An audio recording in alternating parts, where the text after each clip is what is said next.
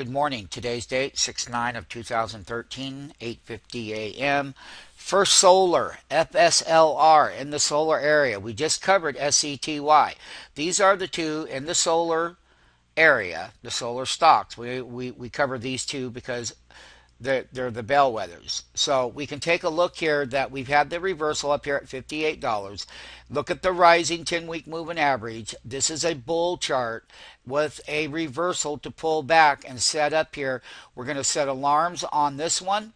It's good for trading intraday long once it comes down.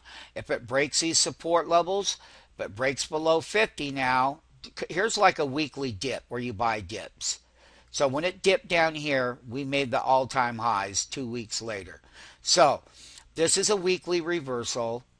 We're going to look at calls and puts on it, but mainly intraday is trading this equity, setting alarms at the 10-week moving average. I'm going to show a daily. Here's what the daily chart looks like. It's it's right there at that 10. Here's a long-term 20 daily moving average. It's been rising from this daily breakout bar, and it reported some earnings. Look at both stocks have been heavily shorted for the last few years, so the short interest has been on there, but a lot of that short interest from $28 over here to $52 has come out of it. So what does that mean? Less short interest.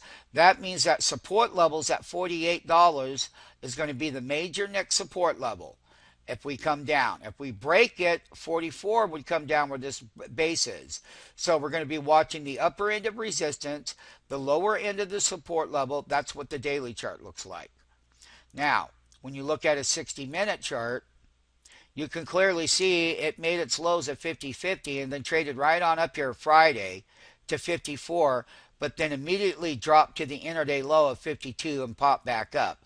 So up here, when they do have their relief rallies from their bull relief rallies, you can see how double tops, particularly in the midpoint of the year, not just on this equity, but a lot of them. And next week, we're going to have lots of equities that had their original calendar mid-year reversal in the third week of May and the first week of June.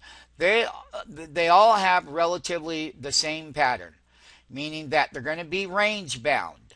So for the short side, you can see that it would be a $55 put. You can see from the long side on a 60-minute level, it's a $50 call. That's on the option side. So I'm going to go back and conclude the weekly chart. It's a bull trend with a overbought condition, and to set up a new base and to trade First Solar.